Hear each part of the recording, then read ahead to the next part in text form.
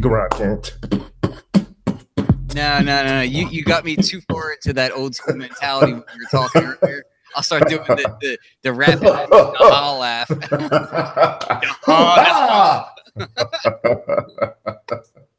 Oh man, I just made myself feel real old right there. You know what, man? The rapping Duke. Duh. I don't think that's your style.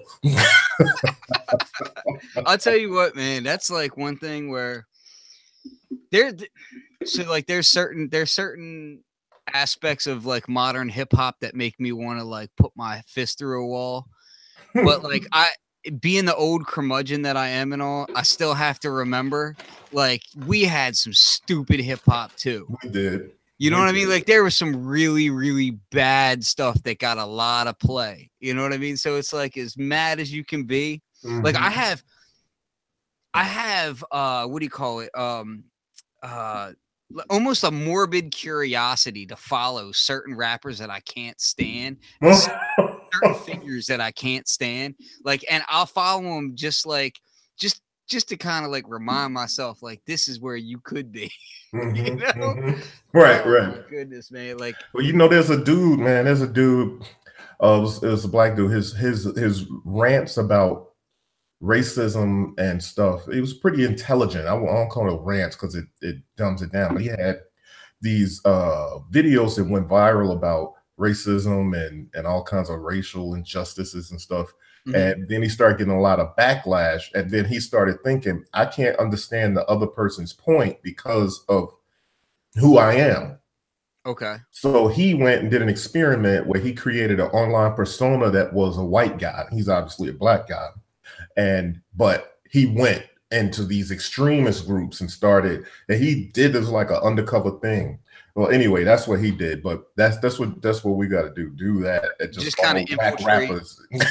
just like, all those watch like 3 months from now, you're gonna see me as part of Lil Yachty's crew. You know? Yo, is that Flux back there? That's right. He's ascended to the top of the top. Why is he snorting Robitussin? Like, how do you even do that? Why is that even happening? Listen, man, if you're gonna get stupid, you got to go all the way. All the way in. You might never recover. What was it in Tropic Thunder when the dudes? I'm a dude dressed as a dude playing another dude. When Ben Stiller was like, yo, I believed I was stupid.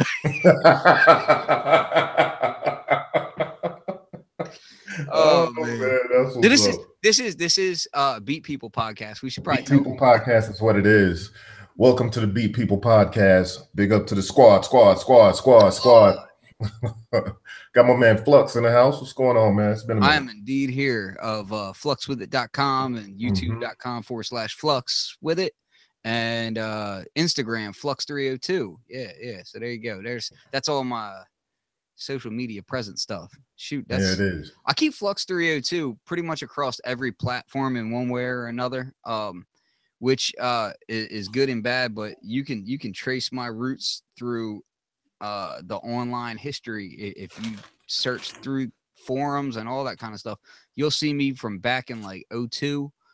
You know, whatever. Like that's actually it's funny because that's how St. Joe and I met. Back in the day, like I want to say we probably met back like 2002 or 2004, somewhere around there, on a forum. And then we kind of noticed because he always kept the same name and I always kept the same name.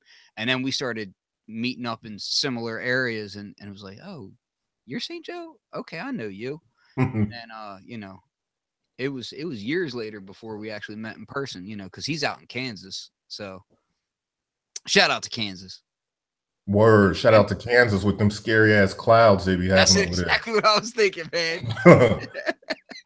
I'm not with that. Shout out to Delaware for keeping the weather mild. Hey, so we were talking about Tropic Thunder and somebody said you should never go full retard and the chat said this message is held for review. We're being censored over here. Here's the thing I'll say about that. I'm gonna comment on it because I am the parent of a special needs child. So it took me so long to grasp the how and the why that word is offensive and this and that. Because I myself, I tend to not be offended by it, and I still look at it as, so it's no longer used. That term is no longer used in Any psychiatric kind of care medical, at all. yeah. It's not a medical term anymore at all. It was at one point. It is not now. But that being said, I still look at it as like, okay, like I work on mechanical things that you can retard an engine, like it means to hold back, just so to me it's like I see both sides of it. Or fire retardant. But the It's bottom line used in is, ways that mean specific things, not derogatory. so yeah, exactly. So the problem is that it gets used in a derogatory way, and it was used for bullying and other things, and I get all that, but at the end of the day, that is a damn funny movie. Like, it is. And if you don't have a sense of humor about what hurts you in this world, you will not make it through this world. So I am very much of the mindset, like, sometimes we have to learn that offensive things also help people get through the day sometimes, as ugly as that can be. And yeah, it's a very precarious line to walk, to say something like that. To say that, what, hey, sometimes being offensive is okay. That is a really precarious line to walk. And I myself, I tend to be careful about it. But listen, if you're quoting a movie, you're quoting a movie. You're quoting a movie. That's and it was a damn funny scene. So, so yo, YouTube, let the comment fly. Let it fly. Don't censor us. So hey, let's jump into SuperBooth, man. This is oh yeah. Over is it over like tomorrow or something? Does it last like a week? Oh man, so it's over now. I think it's today was the last day. Okay. Which they're over in Germany, so it's over now. One day I'm gonna be able to go. So the first thing that pops into my mind out of SuperBooth, I want to say personally, for me, the Medusa is like the first thing that I was like, oh snap, like that thing is like, and I know that there was some teasers beforehand about it. But man, the Medusa is dope. Like Medusa that thing is indeed dope. It's not crazy cheap, but it also doesn't feel overpriced to me. Yeah, see, so $1,000 basically, right? Yeah, $999 is what I was hearing, and to me, it's like that's one of them things where it's like it doesn't. Even though that price is not, I mean, you can get a nice ass TV for that, but you know what? That synth looks dope, and the sequencer. The fact that they're also doing that sequencer with the pads, the 64 pads on it, they're gonna do that as a separate module, like the grid, I think they're calling it. Yeah, man, that thing looks interesting. Like Polyend Medusa, yeah, it does look dope. Polyend Medusa. It's Polyend and it's Dreadbox to combine. And I was not prepared for the fact that it was, it would have wavetables, and it's got 5 LFOs that are loopable and completely freely assignable. 5 envelopes that are, so 5 envelopes and 5 LFOs, both completely assignable and, free to do what you want with. So like modulation wise, that thing looks like a powerhouse, and it's gorgeous too. Like everything Polyend seems to do, like whoever their hardware design team is, hats off to those guys, because they just seem really dialed in. Looks beautiful. Yeah, just look at that. You know what I mean? Like especially gorgeous for a new company, like between that and they have another product called the Seek, which is their sequencer. Then they've got the Perk Pro and their percussion system. All that stuff is just so well designed. It just looks great. It's sleek. Everything about it, I enjoy. Like everything that I've seen about that just looks really fantastic to me. Yeah, it really does. Yeah, they did a great job. I think it's a good pairing for Dreadbox and Polyend to get together, because Dreadbox has an incredible sound. We all know that. And it's messed up because I've never had a Dreadbox synth at all. I can't front on how good they look. Is it detachable? Nah, it's not detachable. It's one piece. Nah, but they're that grid piece they're gonna release as a separate module with IO all its own. Okay, that's dope, because I know that they were working on, like, weren't they working on a software grid? Or I don't know, but I do know that like the stuff that they do tends to be very compatible with other gear, both through MIDI and through CV. So I'm interested to see what kind of IO that module itself has. I didn't fully check all the specs on it. I just watched a few videos and whatnot. Shout out to Synth Anatomy. That's one of the cats that I like to follow because I've met him a few times in person. Yeah, And Synth just Anatomy is super dope. nice dude. Yeah, Yeah, it is real super cool. nice. And he grinds, man. Like, where is SuperBooth again? In Germany? SuperBooth is in Berlin. Yeah, that's in his backyard. So yeah. Right. Yeah. So someone in the chat is asking why I didn't go because it's in Berlin, bro. Yeah, I honestly, would love to it's go, a but I would have monetary to thing for really me, plan. monetary and time wise. Plus, I recently had a house fire, so if I was to leave right now without my house being finished, being fixed, that Come would back not to be a cool. divorce. This is what it is. Yeah, and apparently that's not a okay thing because no.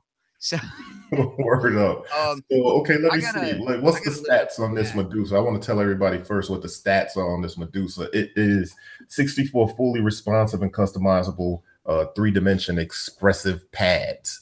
Uh, both a musical controller and sequencer fixed in one powerful grid. The grid is storing 256 independent sequences and voice presets. Sequence notes, parameter locks. Oh, that's dope. Got param locks, P locks. Yeah. Per Even step, entire synth voice everything's per presets step. per step. That's it's really dope. Choose any modulation parameter per pad for X and Y pressure axis. Advanced voice and sequence randomizer unvoid. That's dope. Three sequencer modes: step, live, and incremental. What's the incremental? Yeah, I know step and live is obvious, but all necessary grid information is given a crispy OLED. It has an OLED screen. Yeah, this is a dope piece. And so 3 synchronizable oscillators, analog oscillators, a choice of 4 classic wave types for each of them. 3 wavetable digital oscillators. Good gracious. Yeah, just basically the whole thing to me looks pretty forward thinking. Is like It really I had is. seen I had seen some images of it a while back and I was kind of like, okay, that's cool. But then I started digging into it a little bit more and I was like, oh my goodness, like it does so much more than what I expected that they were gonna do. So I'm happy that they didn't settle for just pairing it with a sequencer and Oh calling yeah, it they a went day. Like in. they really kind of went to town on this thing. You know what I like is the way they went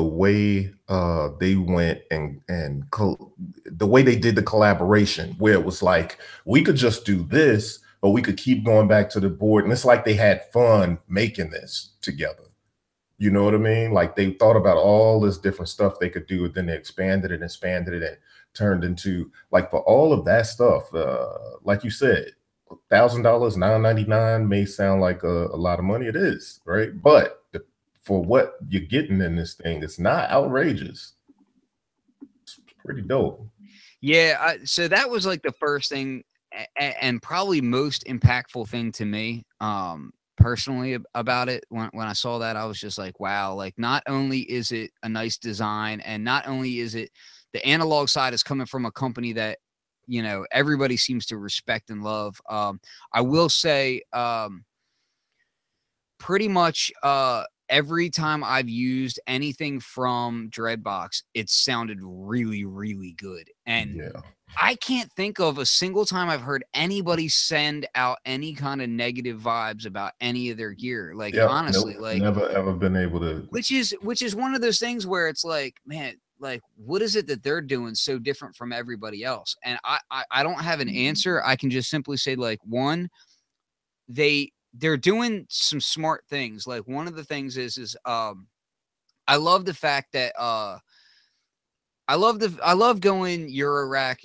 I have plenty of Eurorack. I love it. But to me, there's a barrier of entry for Eurorack that isn't really necessary to get the same kind of sound. You know what I mean? And the fact that they came out originally, they were doing the error bus, and they had these kind of self-contained units. You didn't need a Eurorack for it, and it allowed itself to get put into the hands of people who just wanted to make music with really great analog sounds.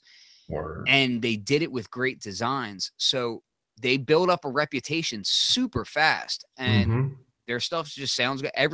Everything that I've used of theirs, I use the Abyss and I've used the Airbox, and both of those things just sound badass. Like they sound really full, and like it doesn't sound compromised in any way. You know what I No, mean? not at all. They went all in. They really didn't leave anything, on the table with this thing. They go for it. And the fact that they paired up with Polyend, which is Polyend is a new company too, and they just been hitting people over the head with dope stuff. So it's like, the fact that they paired up with anybody at all was dope to begin with, and the fact that, True. it's not only did they say, okay, well, we know that these guys can make analog oscillators that sound fat. We know that they make analog filters that sound fat. We know that they've got, these cool envelopes and this and that. But the fact that they went a step further, they put digital control over everything. They put wavetable oscillators in there. Everything's morphable, by the way. Like they've got like triangle wave, saw wave, square wave. All that stuff you can morph all that stuff in real time on there. So like the digital waves also have those triangle wave, like the traditional waveforms, and then you can morph them. And then on top of that, they added the waveforms, which is dope. Yeah, that's real dope. Yeah, that was the first thing I saw. What was the thing that you saw first that kind of like piqued your interest? I knew that was coming, and I've kind of been loosely paying attention, but I think, well, let me just go to it. The next thing that I thought was interesting was this guy. Yeah. Yeah, the Behringer Rhythm Designer RD808. Behringer 808, those words together, Behringer 808. That's just a wild thing in the first place. You know what I mean? Now I think so I can say some, but I don't want to say too much. I just want to give disclosure so I don't sound biased or whatever, because information will come out later or whatever. Yeah, of course. But I had some talks with them about this stuff in early production. So I'm privy to a little bit more information than I'm going to share. But I will say that the stuff about this stuff that gets me excited is the size. It's actually laid out in a way that's not overly big, not small. But if you look at like the actual physical layout, it looks pleasurable to use. You know what I mean? So exactly. Now the original 808 was huge. And 1/4-inch outputs, which isn't that big of a deal to me, but it's nice to have it. Like, especially if you're not primarily using Eurorack size stuff. Because I have other drum machines that have 1/8-inch outputs, like the Drum Brute, which is cool because I tend to run my drum machines through my Eurorack a lot. But I see this thing being used on stages a lot. Like I saw the IRA range being used on stages a lot. A lot of drum and bass guys, a lot of EDM guys are using the IRA stuff on stage consistently. And this is like, dude, you got all those outputs. They're 1/4-inch. You got MIDI DIN in and out and through. You've got the USB, all that stuff. The only thing about it that I've seen so far that had me kind of, I don't even want to say disappointed. I just want to say, like, you just have to take note of is I would personally like more control over some of the sounds. But that's a red herring, just simply for the fact that, okay, it's in essence, it's a clone of an 808. Right. So it's like, well, if the 808 didn't have those controls, why should this? And I get that. But at the same time, I think I ride the fence on that, because exactly what you just said. But at the same time, it is something new. It's a revision, a clone. So it's nice to have those extra things, a little more extra control, just like you got the filter there. You got the wave designer. Is a wave designer really just a wave shaper? It's basically what it is, right? It's nice to have those extras on there, so I can the transient designer on it has me very interested. The compressor I'm always interested to hear the compressor. And from what I understand, And the all of that compressor is is across analog. all the instruments on top of that. Now I Well, have the well, not only Roland that, you can assign. TR-08 only has the compressor on the kick and the snare. Well, hold on. This is actually something that got me really excited, is the fact that you can assign what you want to go to the compressor. And that's important because, so I have a Tempest, and I love the Tempest and I hate the Tempest. And one of the things that I love / hate about the Tempest is the distortion is horrible on it. Like it just sounds like trash. It completely removes the low end of your sound. And it's only across the stereo master out, right? And on top of that, that's the same with the compressor that's on the Tempest, right? So you only get it out on that stereo bus. Like that's it. The only way you can remove sounds from the compressor is if you send them out through individual outputs. This, you can actually decide what to send to those outputs without, having to jack in an entire mixer just to set it up so that only my snare is going through the compressor. My snare, my hi-hats, I want through the compressor. Kick, I want separate. If I did that with a Tempest, I'd have to set up an entire separate mixer just to do that. So for me, that's actually really dope. Yep, I agree because I mean, there's something magical about being able to take the outputs of any of your drum machines or anything and run it through a mixer and be able to have the control that a mixer provides to you. You know what I mean? And then you could have different effects for, like, you could have an effects pedal on each output and run it through a mixer. Or you could have, your different effects through the board and be able to shape it and mix it and do dope things like that. I think that's really dope. So That we're takes getting a it to a question whole nother about that level. filter too. So they have that filter on it as well, which is something that it was designed in house, right? Yeah. So from what I understand, I do believe it's the same filter that's on the Neutron. I'm not 100% on that, but I'm like 80% sure of that. So, which I have a Neutron. It's behind me. You can see the red back there, and I will say that that filter is dope. Like I'm it's really, jealous really, about that. I really want good. that Neutron. You should be. And I'm okay with you being jealous of that because you have plenty of stuff that I'm jealous of. So it works out. Like we mutually hate you late. That is hate you latent. Let's put the people up on this. We got we got a lot of things. We always talking. And we got this whole language kind of that has developed. And one of the words that happens is hate you latent. And so, like, when one of the crew gets some piece of gear or something that the rest of us wish we had, we hate you late. We hate you late. Because while we hating, we congratulating and we happy, but we mad, and it's a real brotherly love sort of. It's this mixed emotion. It's this mixed emotion. It feels so good and it hurts so bad. That's right.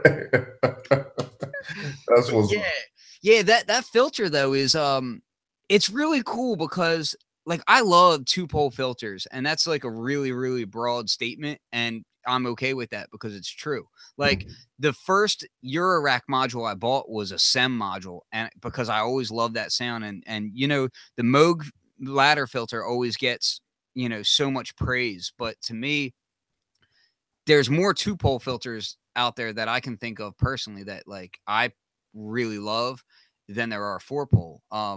And and for different reasons too. Like when I'm making a beat, and I want to, let's say I want to filter drums, I like 2-poles because they allow that bleed through at lower levels. right. And to me, they're more fun for filtering out certain sounds, and I tend to use them. I tend to use them more.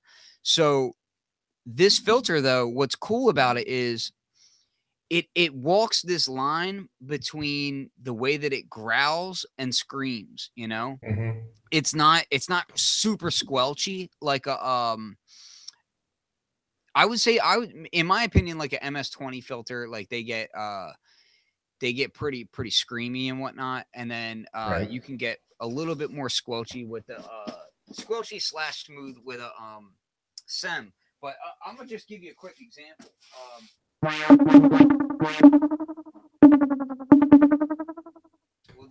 this. Hold on. That delay on there sounds This nice. is gonna sound too. kind of weird. That's the internal delay on the Neutron? Yeah, oh yeah. So it's got Bucket Brigade analog delay on it. So I'll turn that off. Let me do it like this.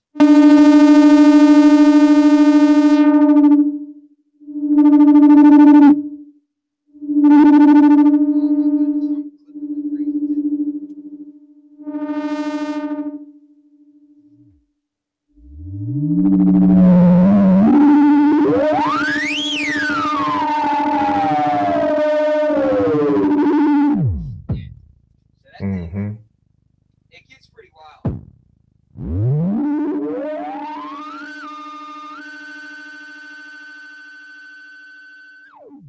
Yeah, so it's a pretty wild sounding filter, but it's super musical is the thing. Like it has this kind of, that's what it has to be, or else it fails, in my opinion. And yeah, so I see Dissonant in here is talking about what I was saying about the 2-pole. But yeah, so what I was basically saying is that for filtering out things like drums and that sort of thing, more often than not, I'll use a 2-pole filter. And I've been using that thing a ton on like some of the sample packs I've been creating and whatnot, because it gives it this, there's like a fuzz to it that just sounds really nice. The saturation is really great on that filter. So that I'm already using it on drums. So combine that with, you know, this 808 thing, I think that's a really cool pairing. Like I have a feeling that that's going to just work really well together. So I'm actually pretty excited about that. Yeah, it's going to be dope. I'll find out for sure if that thing is actually the exact same design, but I would have a feeling that it is. I know it's designed by the same guy. So, but we'll see.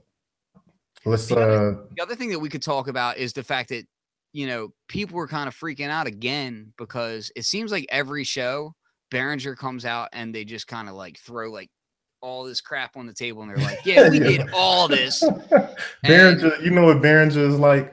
Behringer is like the kid back in the days of penny candy, where, you know, you may not have as much money to buy penny candy, or maybe you ate all yours and then your buddy comes through with the penny candy bag and like, here it is, and pour it all on the table. It's like that's how Behringer come through the shows, man. See, Corey, now you're showing your age. Now you're showing your age. You're right. You're right. Well, maybe it was nickel candy, not penny candy. I'm saying I think we paid like a dime for Airheads back in the day, and then I sold it for 25. So there you go, markup. Good. Yeah, business. You know the thing about what Behringer showed, because Behringer showed, so what we can kind of go through the list a little bit. They showed that the what was it called, like the RD or something, RD 808 was the RD 808 drum machine, and then they showed their version of an Odyssey, right? Which is completely full-sized, full-size keys and everything, nothing mini on it. And then on top of that, it's got effects and a sequencer, right? I think it has a sequencer. I'm not sure. I haven't messed with that at all. But we've been aware of this thing coming for a long time now. Like they talked about it for ages. Oh, and you can save presets on it. As a matter of fact, they announced this before Korg did theirs, because I was planning on getting this just because of the presets and effects that are on it. I thought they had announced it like just after Korg did. Because I do remember people saying, "Oh, Korg already did it. Why are you going to do that? Blah, blah, blah." I could have sworn before. Yeah. So either way. Within the same year, I'm sure. Yeah, to me, like clones, in my opinion, I know a lot of people get upset about Behringer for this reason or that reason or whatever. I'll say this much. I know some of the engineers over there. I don't know Uli Behringer. I had like maybe 2 conversations with the guy. I don't really know him. And, you know, people can have their feelings about things that they've done in the past or whatever. But as far as the clone thing is concerned, to me, it's like, you know, if companies are upset about this stuff getting cloned and whatnot, I just kind of laugh because I'm like, dude, maybe this should be a wake-up call that you guys need to start innovating and coming out with some new gear. Like, because once all the clones are done, it's nothing he's doing that we haven't asked for, and it hasn't been all through chat. And that's the other thing, especially towards Roland, because I'm like, dude, how many times were people like when the TR8 came out people were like, what the hell? We thought it was going to be analog, and they were upset. Now, whether analog matters or not, that's a whole separate debate. But the people were asking for it is the bottom line. You know what I'm saying? People were asking for it. And you know, for whatever reason, they were ignoring it. So to me, I'm kind of like, I'm personally just like, wow, that's, you know, they're doing what people have asked for. So if you're mad about that, you're mad about that, whatever. And there's other options about this thing. There's other angles to it where people are like, oh, well, they're going to flood the market just to push other people out, or this, that, and the third. They have control over chip manufacturers. They got control over distribution and things that other people don't. And maybe that's a valid case. Maybe it is like a vicious takeover of an industry in a way that the layman isn't really going to see. That might be the case. But at the same time, I look at Moog putting out a mini Moog for, you know, $3,000, you know, and I'm like, right. You know, at some point I'm like, well, which is more egregious? The fact that these guys are pushing other people out of the industry by, you know, redoing a design that's, you know, over 50 years old, putting it out for a price that people can afford, or the fact that Moog is like still charging people an arm and a leg for this thing, and then putting out videos where they say, oh, well, we wanted to we wanted to put these out and make them affordable for the user. They said that on a video for $150,000 recreation of the ELP synth. They sure did. That was ridiculous. That was a bigger smack in the face than anything. I was like, are you kidding me? You know what I mean? Well, you know, anyway, I digress. The point being that when I see these things, you know, I could try and be like all, you know, ethically like superior to everybody and say, oh, I'm not going to do this because of this, that, and the third. But while I'm typing that, I'd be typing it on a phone that was, you know, made in the same type of factories and this, that, and the third. So it's like, where do you draw the line? You know what? I'm sorry. Sometimes our community can be a bit fickle about gear. Like it's like anything else to me. If you don't agree with something, you don't have the right to crap on them. You have an opinion. You can say your opinion, but you know, I mean, I think some of these people would rather wave a wand and make certain things disappear, and that's just crazy to me. Go get the thing that you want then. But if it don't exist, don't get mad at people that are taking advantage of this opportunity to have a piece of gear that they would have never been able to have otherwise. It just is what it is. And none of this stuff could be out if it was illegal. So I'll say one thing that so I had a conversation with Uli Behringer, right? And here's the thing. I'm gonna just I do believe it was him because I also got some follow-up emails and whatnot. But it was through Facebook and it was kind of out of the blue. And the conversation that I had with him was 100% lockstep with the PR stuff that I had heard as well. Which, you know, he dictates what the PR is. So it's perfectly valid as well. If what was said in that conversation is true, it comes from a fairly altruistic standpoint of his thinking is he's getting older and he created his business, which is very, very profitable. He's doing very well. And he has a passion for synthesizers. He wants his legacy to be that he made synthesizers affordable to everyone. That was the message that was delivered to me. And I kind of pressed him on a few things. And he kind of stuck to what he was saying. Now, you know, do I know him personally? No. Can I vouch for him personally? No. And I'm not going to do that until, you know, unless I know somebody very, very well, I can't do that. But I will say, so far, the walk has been the walk, because we can say what we want, but that Model D that was released, it passed all the legal channels. It did all day. And with that being said, with it passing those legal channels, it could have been priced at $600 and sold just fine.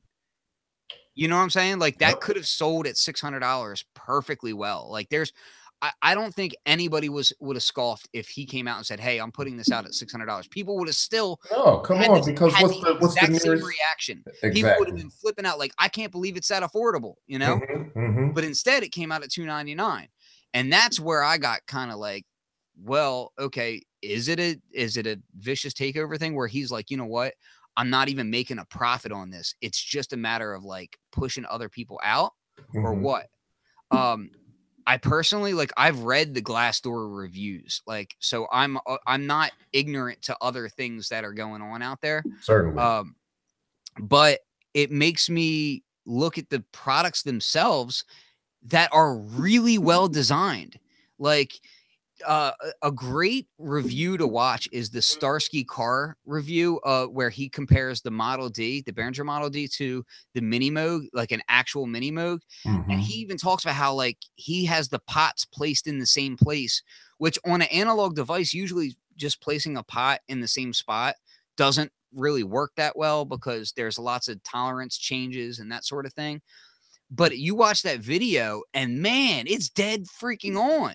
And I'm saying this completely unbiased. I don't have that module. I want to buy one. When I do buy one, it'll be my own cash. But like I said, I had a house fire. I got other things I got to worry about right now. But that sold me instantly. I was like, yeah, that's dope, you know? And if I want the larger form factor, I've even researched the Synth Pro video was cool too. I see Wagyu saying that. I'm talking about the Starsky Car video. I think I'm saying that name right. If not, I'm sure if you Google it, it'll come up. You'll figure out the one I'm talking about. But I've priced out buying a. You can get replacement parts for a Mini Moog, so you can get the wooden case. You can get the overlay, all that stuff. You could buy pretty much everything it takes to make the casing for about $750 to $900, and then buy a Behringer Model D, and you could solder, you know, to new pots, put it on that panel, and you would have one that nobody could tell the difference of unless they opened it up. And that's dope. Yeah, like I kind of considered doing this. And to be fair, I How much considered is the doing case? that. The case, I saw that they're on sale right now. I have to find the website for you guys so I can post it. They're on sale right now for $299. You can get the black version for $500. This is like an actual wood enclosure for Mini Moogs, for people who want to repair their old Mini Moogs. If you do a Google search, you'll find, just Google Mini Moog parts, and you'll find this kind of stuff. I think it's something with a C, CEA or something like that. There it is. It's the down one more, or actually, yeah, that's it too. Yeah. So there's a Mini Moog. There's 2 Mini Moog cases on that site. If you look there, no, well, you had it right the first time, but whatever. Oh, good. Yeah. So anyway, Dope. so you can find these parts online. My point is just that, like, I had considered doing this back when Creamware had a Mini Moog. There it is, right there. It's on sale right now. You see that? Yep. $299. That's crazy. Yeah. And for I think it was walnut. Like, that's a steal. So, you know, anybody looking for that, you know, check that out. But I was considering doing a Creamware. Creamware is a Creamware is a digital synth company that had a Mini Moog back in the day that sounded really good. And I was considering doing exactly this and putting a Creamware inside of it because I knew that I couldn't afford Moog's ridiculous prices. And at the time, they didn't even have, they had the Voyager Old School was the closest you could get. Right. But yeah, I'm sorry. Like, Moog's prices are ridiculous. Like, they're rude even, you know, and I'm completely unbiased when I say that. Like, it's just, which granted, like the Sub Fatty, I think is wonderfully priced. I think the Sub Fatty is one of the best synthesizers to come out in a long, long time. I absolutely love it.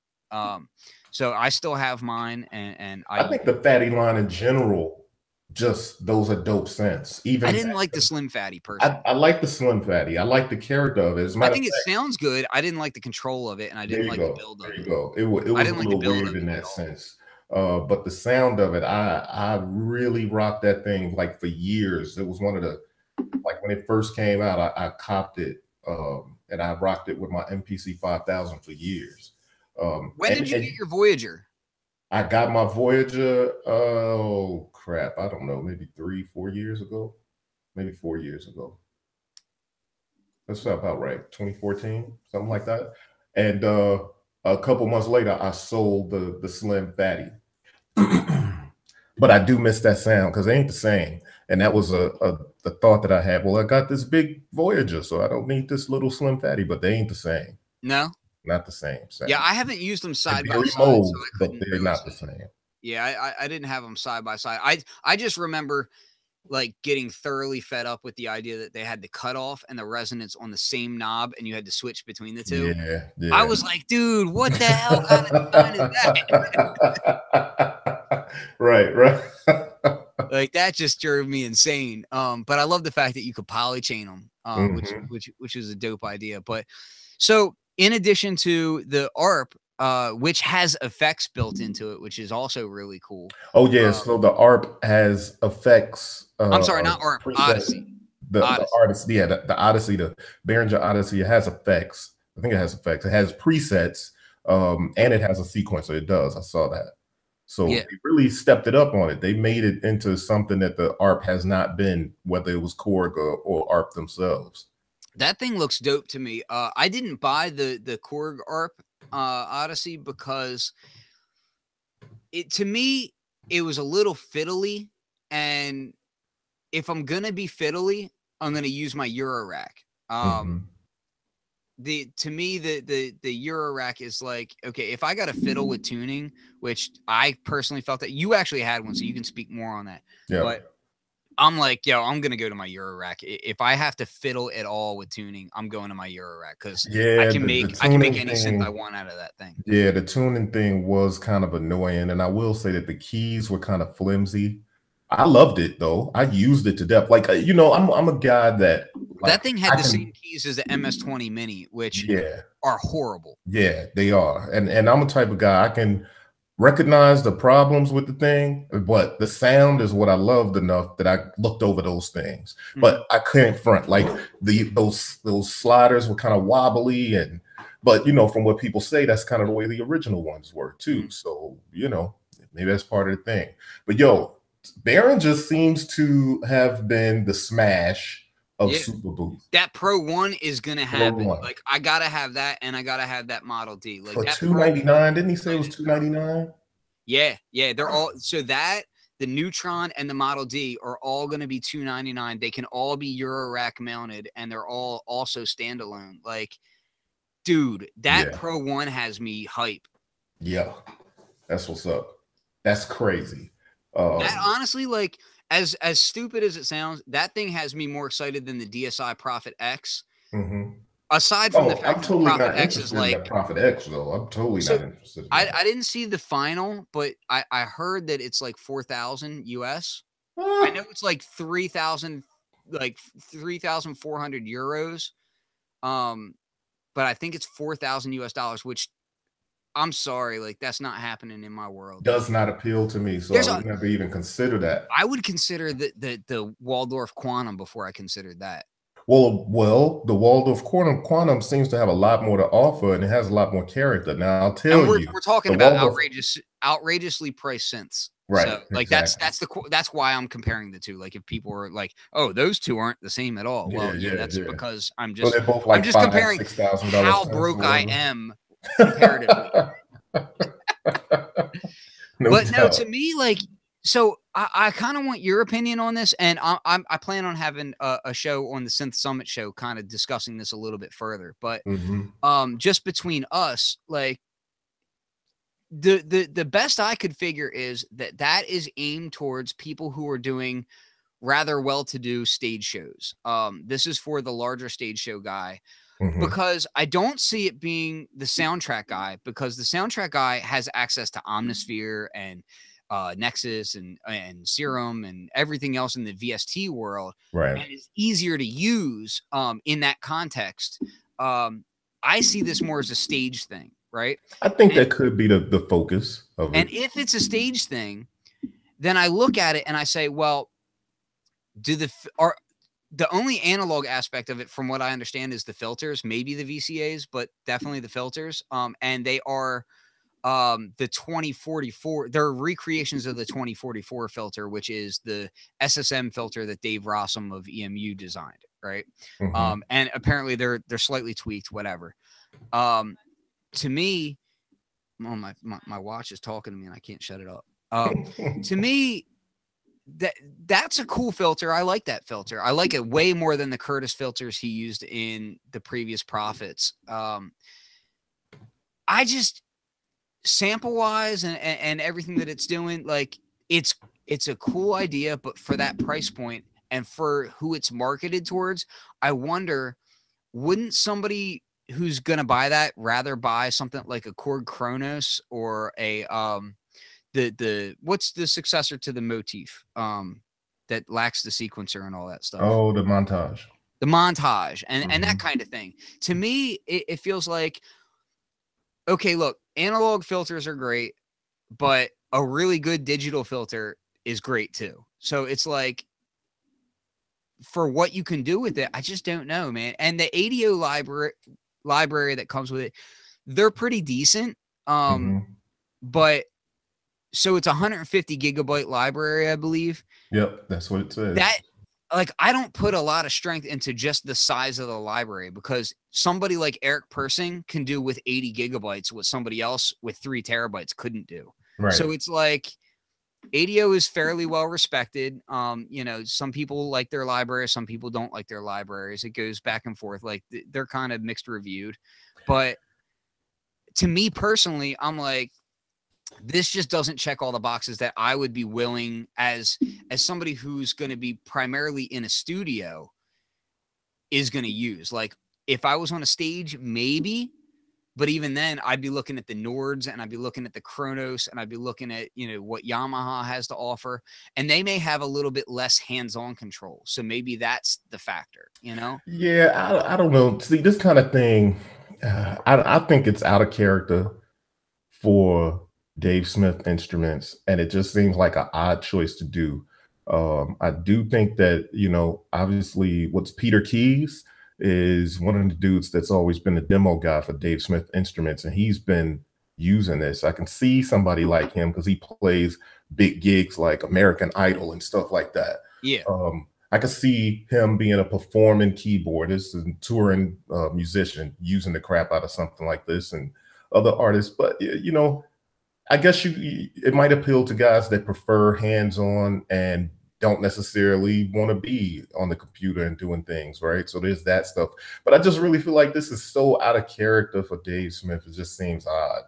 Well, actually, that's the thing that I like about it, which is the funny part, because, like, to me, like, I love Dave Smith and what he's done for the music industry, but at the same time, I want to wring his neck at the same time, because I'm like, a lot of what he does, I feel like, is almost phoning it in. And I know that that's super ignorant to say, like, and I know that I'm going extreme in my verbiage on it. I'm being a little bit, you know, over the top with that, but there's certain things that he does in synths that drive me insane. And one of them is, you know, for a while, he was constantly reusing the same chips, which I didn't feel like was a very interesting filter to begin with. And then, you know, I have issues with his control. Like, his filter controls tend to be very coarse, and he has his reasons for that, which he made a design choice that he feels comfortable with. So that's a preference. Okay. And I get that.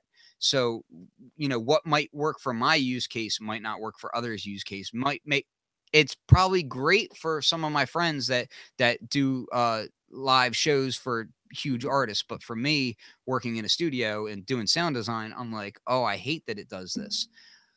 I will say this: Dave Smith, the build of his keyboards, the layout of his keyboards, I love. I love the knobs. I was pretty critical of the Prophet 12 before I actually got one. The module, I was really upset that he didn't have like ADSR dedicated knobs and all. And after having one, I still kind of felt that way. I still felt like, dude, if you added 8 more knobs, yeah, it would have cost you maybe $20 more per unit to do. Yeah, it would raise the cost. But it would have been great. But that being said, it was still really well laid out, even with as few knobs as it had. It's still super quick to program on, and I really liked it. but I still felt that thing is a modulation monster. And I loved the fact that he did not even actual wave tables in it, but just complex waveforms in it and that sort of thing.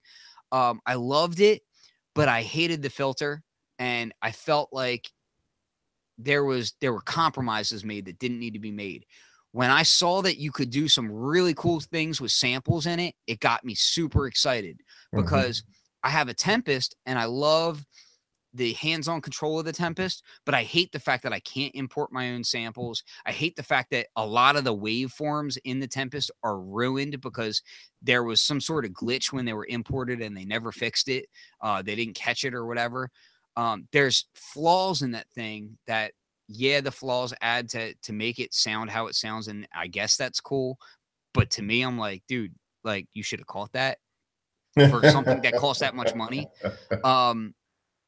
This is the first thing that I've seen him do in a long, long time that felt new to him, like new to his brand. You know what I mean? Like the fact that what Dave Smith is actually using samples and stuff, like that is new. That's new since he did a drum machine way back in the day. You know what I mean? Like, but his current company hasn't really been messing with this kind of stuff. And for that level, I'm excited. I hope it trickles down into a more affordable product that is forward thinking. You know, I feel the same. I feel the same way about a lot of his stuff. I want the best for that company. And I just feel like they've been doing things for a while that were like, they were the only analog poly guys in the game for a long time. And now that the game has caught up to him, I'm like, oh, now he has to innovate, you know? Well, yeah, he has to innovate, but like, it's interesting stuff like this, you know, what Wagyu said, wasn't sample import promised for the Tempest? Well, sample import on a Prophet X is supposed to be in December. Yep. We'll see how that works out. That's the other thing is that as much as I respect Dave Smith, I will not be a early adopter of his products anytime soon. Like I will hang back for at least a year and see where the OS updates come, and I will watch to see if the bullet points on the website and promises match up, because up until like 2 years ago, he had an interview on his website where he was talking about, oh yeah, sample imports coming to the Tempest, or this is something that we would quote like to do. And yeah, it at that point he had already come out and said that it wasn't ever going to happen. But I guess it was like a mistake on the website or whatever, that was still left up. And it got corrected later on. But like, man, like I feel like I always feel like whenever I talk about Dave Smith, I sound like I'm being overly harsh. The fact of the matter is that I like his products so much. I want them to be the way that they should be, not the way that they end up being. You know what I mean? Well, yeah, there's this thing, man. I mean, don't promise things and don't deliver. That's a tough thing, and I mean, hey, procrastinators unite tomorrow. Wait a minute, next time. That's kind of, but when you run a business, you can't be like that. And so it's probably would behoove him to put the products out as they are, big up what they are. And if you end up adding extras later, big those up when you actually do them. That way, if you never do them, it's not a big deal. Nobody cares. What about so you had a Prophet 6, right? Yep. Why'd you sell it? So I sold it after a long time of having it. And I actually really enjoyed it. But you know what? Over the last year that I've had it, I just haven't used it much. So part of it was, since I've had my Euro rack, I just haven't touched the Prophet 6 much. And I know they don't even occupy the same realm, but it's just that I haven't touched it much. Now, to begin with, I think, I had the Prophet 8, and I got rid of that because I didn't like something about the sound, and it's tough for me to figure out exactly what it was. It just felt a little more clinical than I expected it to sound. That's not to say it's whack. It just wasn't the sound I was expecting. So I got rid of that after about a year of having it, and then I got the Prophet 6 and to replace it. And that was the sound I was searching for, and it was real dope. And I've done a lot of dope stuff with it, but then I just didn't use it. The more I've gotten into Eurorack, the less I use my Prophet 6. Um, so yeah, I just didn't jump in. It just kind of, and then I looked at it, and it was sitting there not being used. Now, mind you, it could have had more modulation. There was some things that it could have had, but I got into the poly. I can't think of the name of it, but some of the features I kind of got into. But ultimately, I just didn't use it as much, and so I looked at it like there's a $2,000 joint just sitting there. You know what I'm saying? You know what? You know what upset me is that I saw that and the OB6, and I liked Mhm. them. I liked Yeah. everything about them, but what I didn't like is that he does this thing, and he has his business model and his reasons, and I'm not criticizing that. I'm just simply saying like why it wasn't right for me.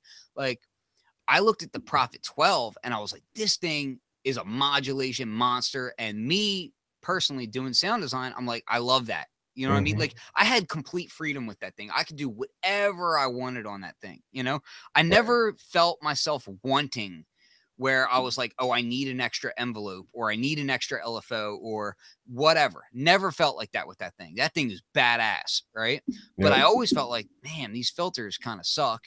And I was always jealous of the Pro 2 because the Pro 2 had the two different filters in it. And I was like, man, that would have Yo, been the Pro awesome. 2 is a sleeper. People kind of sleep on Pro And that 2. thing came out afterwards too. But Mhm. when I saw the Prophet 6 and the OB6 come out, I was like, oh, that's dope. So he did discrete oscillators and filters on it.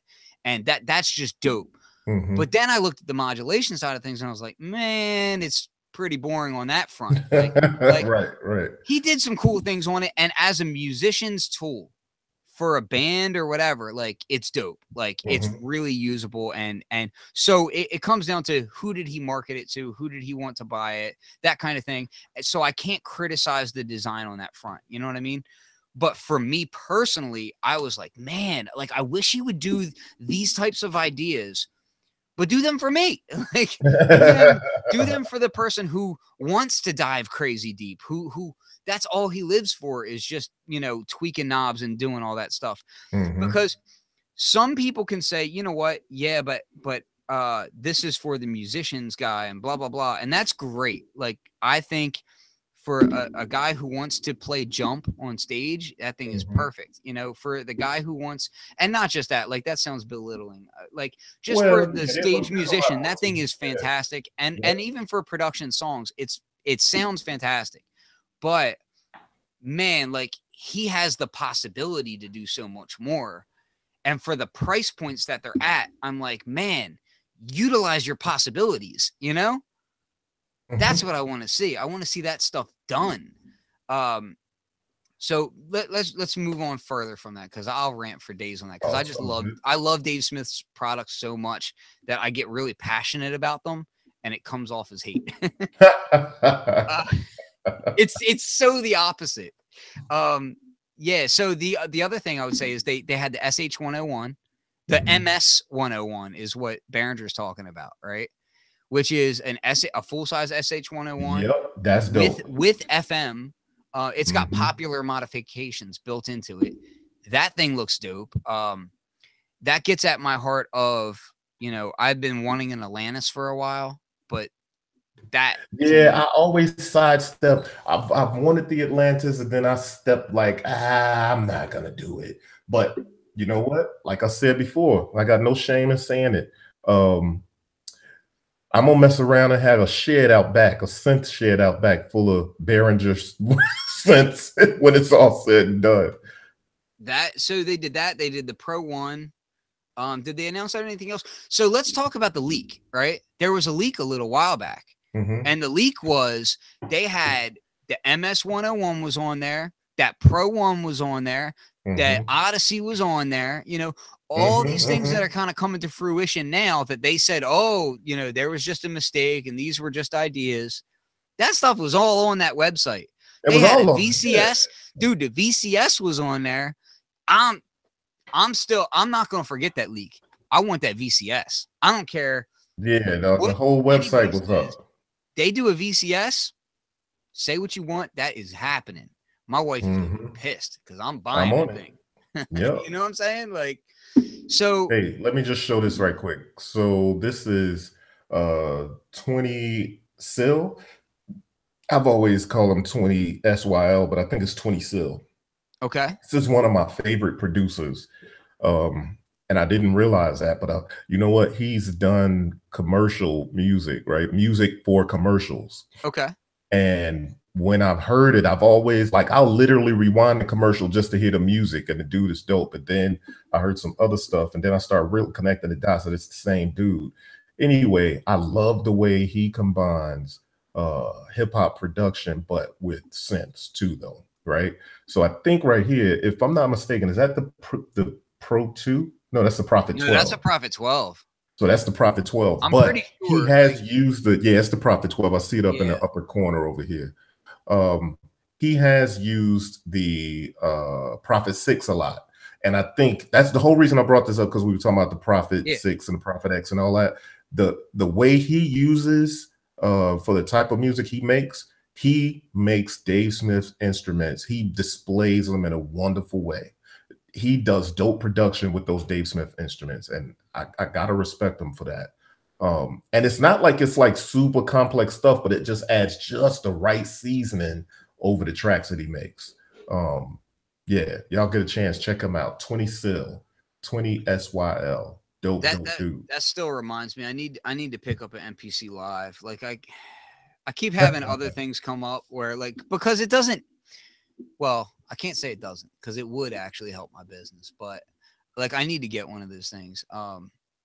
Yeah, yeah. The live, Huh? yeah, you need Yeah, the the live. live. I want the live just because I want the portability. Like, I'm all about, like, normally in just about any other method, I'd be like, oh, I want the X. But truth be told, I really want the portability of it more than anything else.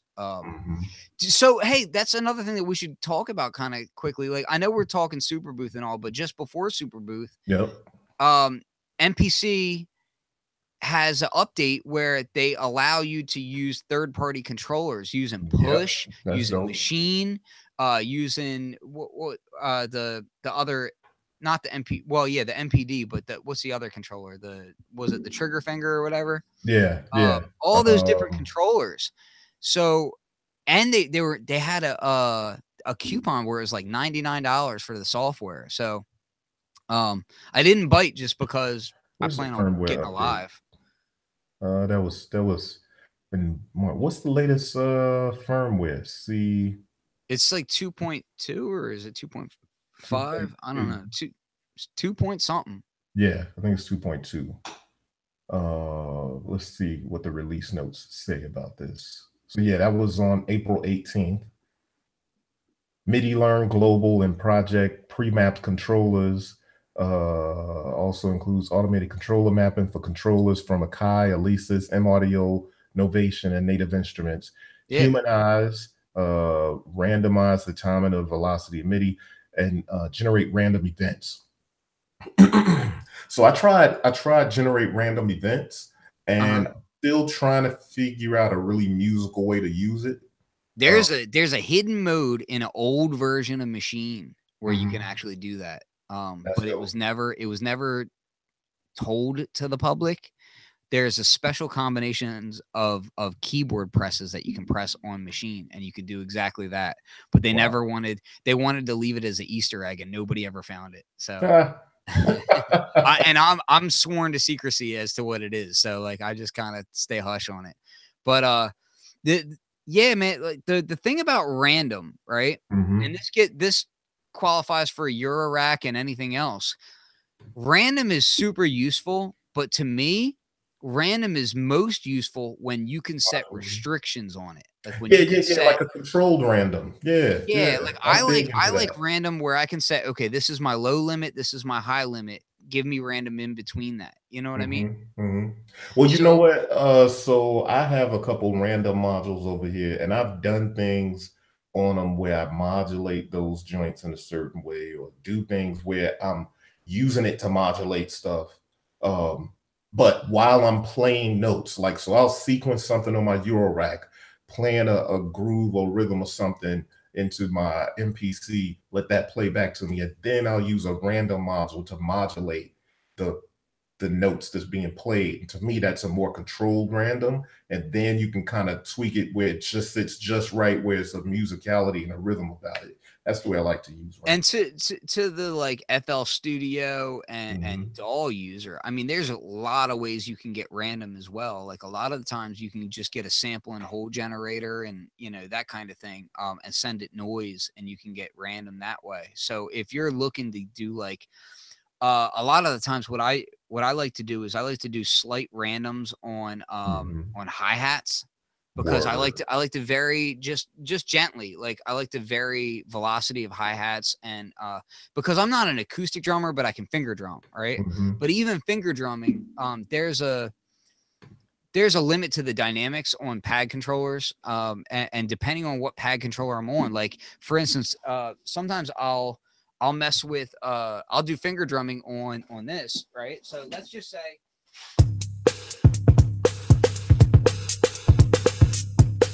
right? So I can finger drum on my Euro rack, right? That's a Euro rack drum machine over there. It's all drum modules in that black case.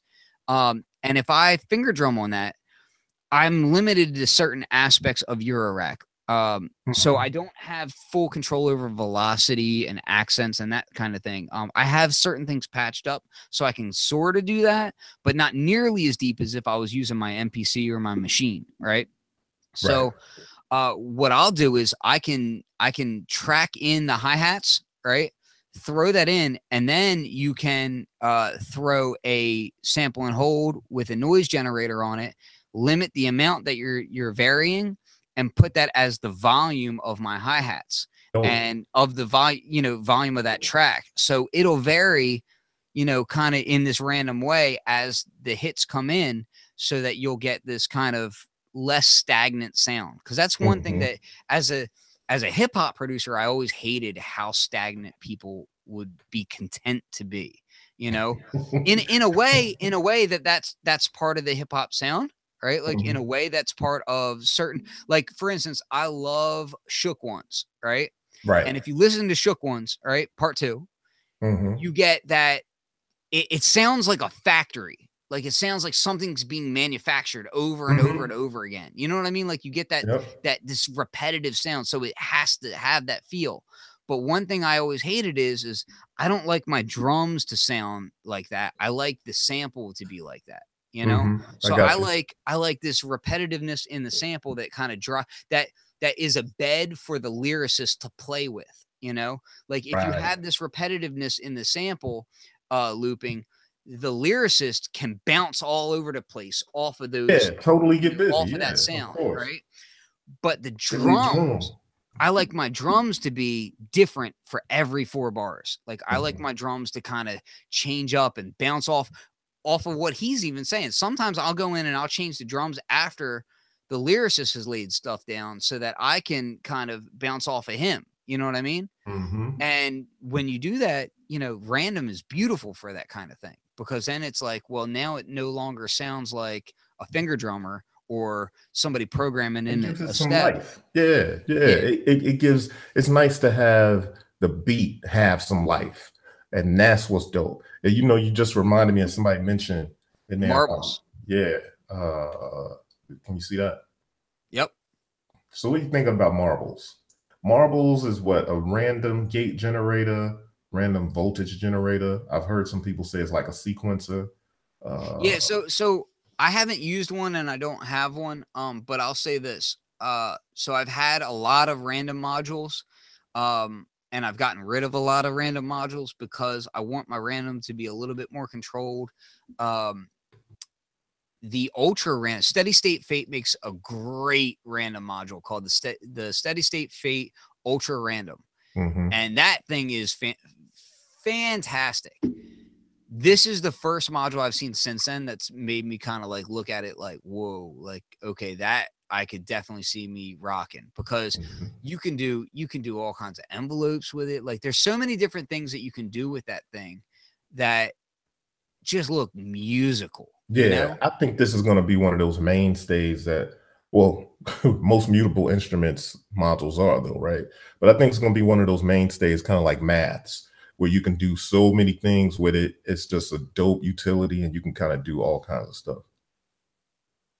So Songs 481 finally called us live, and I just want to give him a shout out. Word. or her a shout out. I don't know if it's a boy or girl. Shout out to Songs 481. Yeah. I just want to say it's very across the board name. So I caught myself doing that, and I didn't assume.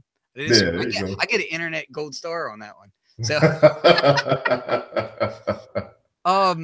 yo, so hold on before we get through all the mutable stuff. And I know like the show will be long because there's a lot to talk about, man. Yeah. Yo, the Odessa. Did you see that module? I did not. Oh my God, let me pull it up. So this thing has me excited. This is my module pick of the show is the Odessa. So what it is it is a it's an additive synthesis module. Everyone said male.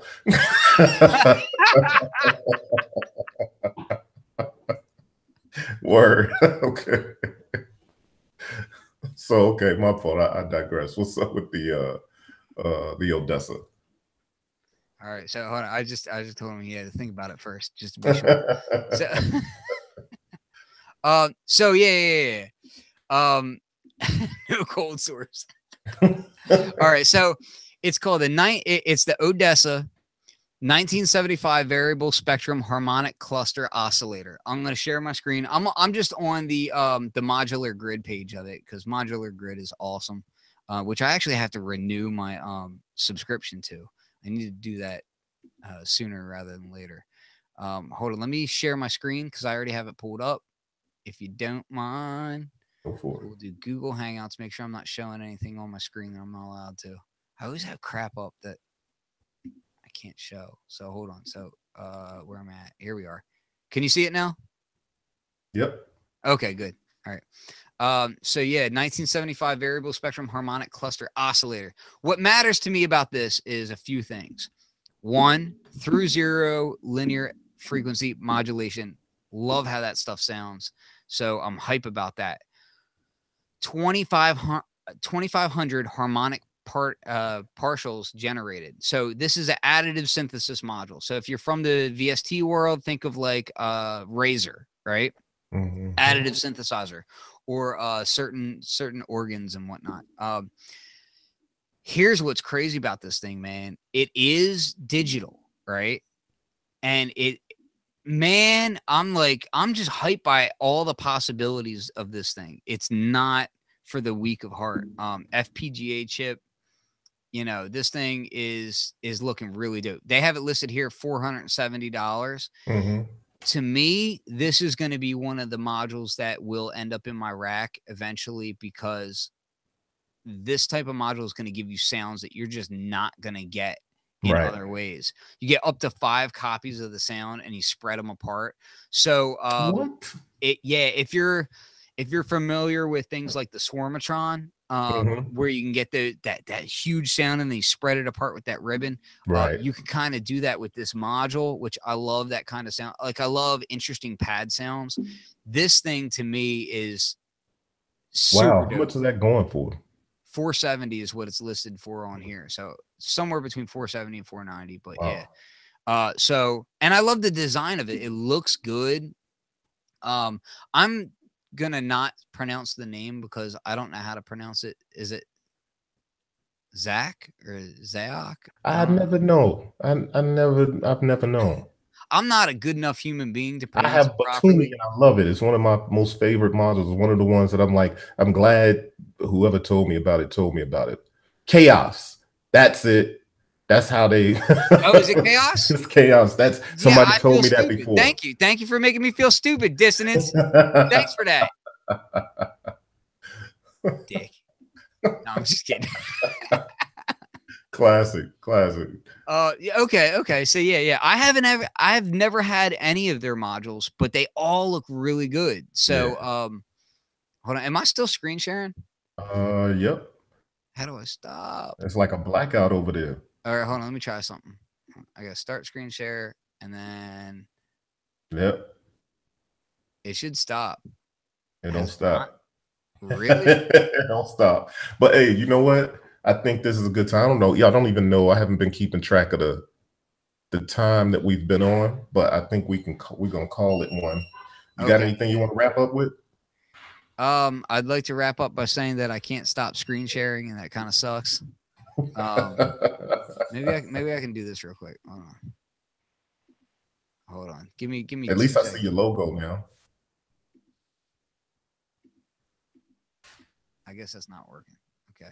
I tried to. Masada says he's not a fan of the generate random events on the NPC. All right. Well, I'm gonna make it my life's work to find a musical way to use that, and then I'm gonna make a video.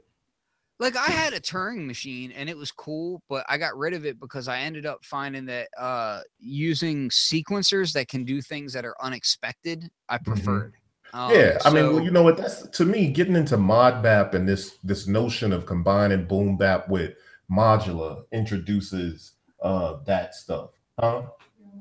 Almost, yeah. So it kind of introduces that kind of stuff, like having the rigidity and sort of the whole.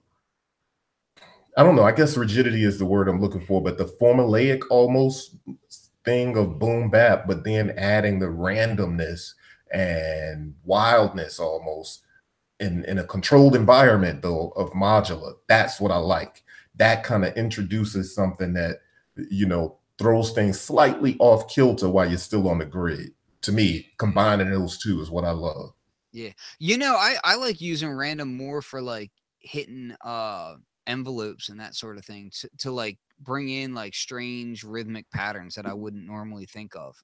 I use the trigger riot a lot, and you can do these probability things with it that are just phenomenal for that kind of thing. Like I posted some patches on Instagram the other day.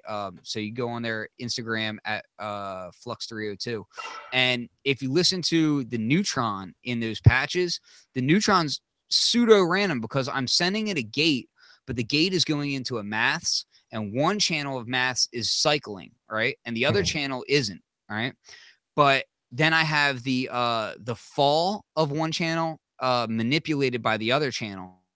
So as it hits, it gives it this kind of random amount of fall, and it gives it this random amount of triggering that's going to the neutron.